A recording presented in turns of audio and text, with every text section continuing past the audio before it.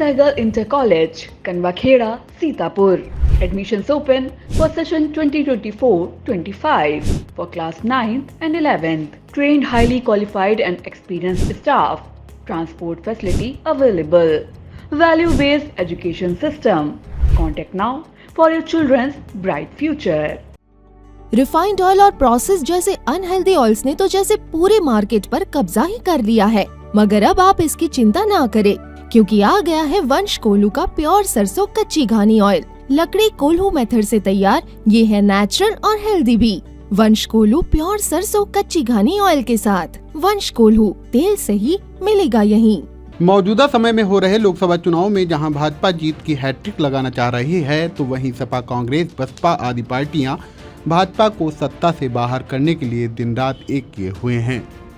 Party के star प्रचारक प्रत्याशियों के समर्थन में जनसभा कर माहौल बना रहे हैं। इसी क्रम में शनिवार को यूपी के औरैया जिले में पहुंचकर मुख्यमंत्री योगी आदित्यनाथ ने जनसभा के जरिए मोदी सरकार के कार्यकाल में हुए जनहित कार्यों को गिनवाया। इस दौरान वे विपक्ष पर जमकर बरसे। औरैया जिले में अजीत मल के जनता इंटर कॉलेज में जनसभा को संबोधित करते हुए सीएम योगी ने कहा, किसी भी स्वाभिमानी भारतीय को इसको स्वीकार नहीं करना चाहिए। ये लोग अनुसूचित जाति के भी अधिकारों पर कुठाराघात करना चाहते हैं। कांग्रेस ने यूपीए सरकार के समय जब सपा और बसपा को समर्थन कर रही थी, तब इन्होंने ऐसे कुछ प्रयास प्रारंभ किए थे। उस समय भी इन्होंने रंगनाथ मिश्रा कमेटी और सच्चर कमेटी गठित की थी। ये दोनों कमेटी अनुसूचित जाति, जनजाति और पिछड़ी जाति के लोगों पर डकैती डाल करके उनके आरक्षण के लाभ से उन्हें वंचित करने की कुत्सित चेष्टा का एक प्रयास था। भारतीय जनता पार्टी ने विरोध किया था और तब भारतीय जनता पार्टी ने कहा था कि संविधान प्रदत्त अनुसूचित जाति और जनजाति को मिलने वाले अधिकार से अगर कोई वंचित करेगा तो सरकार के खिलाफ हम भीषण आंदोलन करेंगे। और तब भीषण आंदोलन हुआ था उस समय यूपीए कांग्रेस सरकार के समय की गवर्नमेंट के समय। गरीबों के हकों पर डकैती कौन डाल रहा था? और यहाँ को one district one medical college से किसने वंचित किया था? हर घर नल की योजना से कौन वंचित किया था? और विकास के जो बड़े बड़े प्रोजेक्ट हैं, express highway,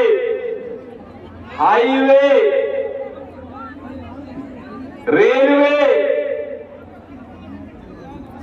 medical college, IIT, IIM, triple IT, NIT, कौन इससे वंचित कर रहा था? आज उन्हीं के बारे में आपको बताने के लिए मैं आया हूं। आप सोचिए, एक तरफ मोदी जी के नेतृत्व में सब संस्थान देश भर में खुल रहे हैं। 10 वर्ष में भूतपूर्व कार्य हुआ है और गरीबों के लिए कितना कार्य हुआ है, जितना कार्य कांग्रेस, सपा, बसपा तीनों दलों को मिला करके 65-70 वर्षों में नहीं हो पाया, अकेले मोदी जी ने 10 वर्ष के अंदर उतना कार्य करके दिखा दिया है। इटावा लोकसभा से भाजपा प्रत्याशी रामशंकर कठेरिया के समर्थन में सभा को संबोधित करते हुए सीएम योगी ने मोदी की सरकारी योजनाओं को गिनवाया। देखो, 1947 में देश को बांटे हैं लोग। देश को बांटने के बाद अब क्या कहते हैं? हम हर भारतवासी के संपत्ति का सर्वे करवाएंगे, एक्सरे कराएंगे और एक्सरे करा करके फिर उसका भी विभाजन कर देंगे। एक विरासत टैक्स लगा देंगे। विरासत टैक्स का मतलब आपके बाप दादों की जो कमाई का संपत्ति होगी, उसमें से आधी संपत्ति पर कांग्रेस और सपा के लोगों का अधिकार हो जाएगा। क्या आप इसको स्वीकार करेंगे? क्या स्वीकार करेंगे? क्या अरे बाप दादों ने आपके लिए 2 बीघा 1 बीघा खेती ली होगी, उसमें से आधे बीघा या 1 बीघा ये लोग कब्जा करेंगे। क्या आप इसको स्वीकार करेंगे? बहनों और भाइयों, एक और काम शो कर रहे हैं।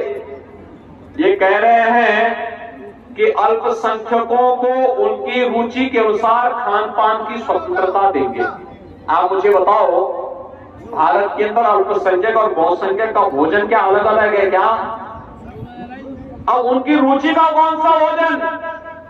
हमारा बहुसंख्यक समाज गौ कसी नहीं करता है, गौ मांस नहीं खाता है, और ये चाहते क्या हैं कि मुसलमानों को गौ कसी करने की छूट देंगे। क्या आप इसको स्वीकार करेंगे? क्या कांग्रेस और सपा की क्या इस मांग को आप स्वीकार करेंगे? क्या आपकी आस्था के साथ खिलवाड़ है कि नहीं है? और ये आस्था के साथ खिलवाड़ करने के आदी भी है।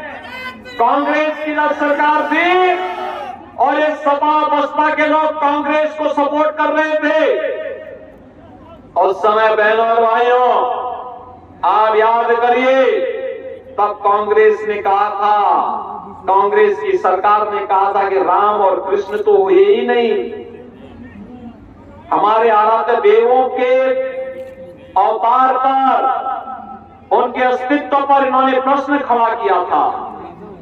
आज तो अयोध्या में रामलला विराजमान हो गए ना, हो गए ना, कोई संदेह है क्या? 2.5 करोड़ घरों में बिजली की फ्री में कनेक्शन उपलब्ध करवा दिए गए। किसानों के निजी नलकूप में फ्री में बिजली उपलब्ध करवाने का कार्य कर दिया गया। और अगले 5 वर्ष में मोदी जी ने कहा है सबको राशन मिलेगा। जिनके पास रसोई गैस के कनेक्शन है, इनको रसोई गैस के कनेक्शन फ्री में मिलेंगे। जिनके घर में बिजली नहीं, वहां बिजली मिलेगी। 3 करोड़ नए लोगों को मकान देने का कार्य भी मोदी जी ने आश्वासन दे दिया कि उसको भी कराया जाएगा। बहनों भाइयों, ये तो मोदी जी के नेतृत्व में हुआ। लेकिन कांग्रेस सपा बसपा के समय में क्या था? गरीब भूखों मरता था, किसान आत्महत्या करता था, युवा पलायन करता था, बेटी और व्यापारी सुरक्षित नहीं थी। ये चौथ वसूली का काम एक सभा के लोग करते थे। और तो और व्यापारी और बेटी सुरक्षित थी, और माफिया सत्ता पर हावी होकर के गरीबों की जमीनों पर कब्जा करते थे। करते थे ना? करते थे ना? और बहनों और भाइयों, यही नहीं करते थे। इनके पास गरीबों को देने के लिए कुछ नहीं था। लेकिन आतंकवादियों के मुकदमों को समाजवादी पार्टी ने वापस लेने का कार्य किया था। आतंकवादियों को बिरयानी खिलाते थे, गरीब भूखों मरता था, आतंकवादियों को ये लोग बिरयानी खिलाते थे। बहनों और भाइयों, मैं आज आपसे कहने के लिए आया हूं, ये कांग्रेस और सपा का जो गठबंधन फिर से हुआ है, ये देश को धोखा देने के लिए हुआ है। सबसे पहला कार्य लोग अनुसूचित जाति, जनजाति और पिछड़ी जाति के हकों पर डकैती डालने का काम कर रहे हैं। इनके द्वारा कहा जा रहा है, कांग्रेस के द्वारा अपने मैनिफेस्टो में कहा जा रहा है कि यह पिछड़ी जाति के लोगों को मिलने वाले 27% आरक्षण में अब मुसलमानों को भी शामिल करके उनको इसका लाभ मुसलमानों को दे देंगे। क्या आप इसको स्वीकार करेंगे? क्या धार्मिक आधार पर देश के अंदर आरक्षण होना चाहिए? क्या बाबा साहब भीमराव अंबेडकर ने विरोध किया था, देश के संविधान निर्माताओं ने विरोध किया था, का देश धार्मिक। सभा को संबोधित करते हुए सीएम योगी ने कहा कि जब संस्थापक मुलायम सिंह यादव का देहांत हुआ तो मैं उनके घर श्रद्धांजलि देने गया, लेकिन जब हमारी पार्टी के नेता कल्याण सिंह का निधन हुआ तो सपा ने एक भी शब्द संवेदना का व्यक्त नहीं किया। इसके बाद मुख्तार की मौत पर सपा नेता के घर जाने पर भी उन्होंने जोरदार हमला बोला। की मृत्यु हुई थी, वे प्रदेश के पूर्व मुख्यमंत्री थे, मैं प्रदेश का मुख्यमंत्री था, तब भी मैं गया और मैं उनके घर में गया, श्रद्धांजलि देने के लिए गया। हमारी पार्टी के नेता गए, प्रधानमंत्री जी ने भी संवेदना व्यक्त की। लेकिन बहनों भाइयों, जब कल्याण सिंह जी का सदैव कल्याण सिंह जी की मृत्यु हुई, समाजवादी पार्टी ने एक भी शब्द संवेदना के व्यक्त नहीं किए।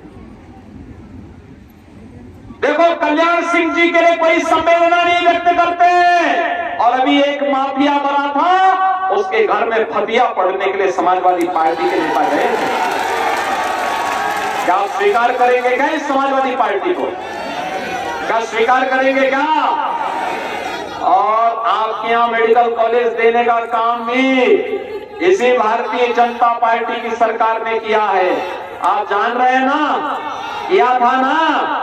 और इसीलिए बहनों और भाइयों, आज हम सब आपके बीच आए आपसे कहने के लिए भारतीय जनता पार्टी आपकी सुरक्षा और समृद्धि के लिए पूरी युद्ध स्तर पर कार्य करेगी और इसके लिए आज हम सब आपसे आह्वान करने के लिए आए हैं।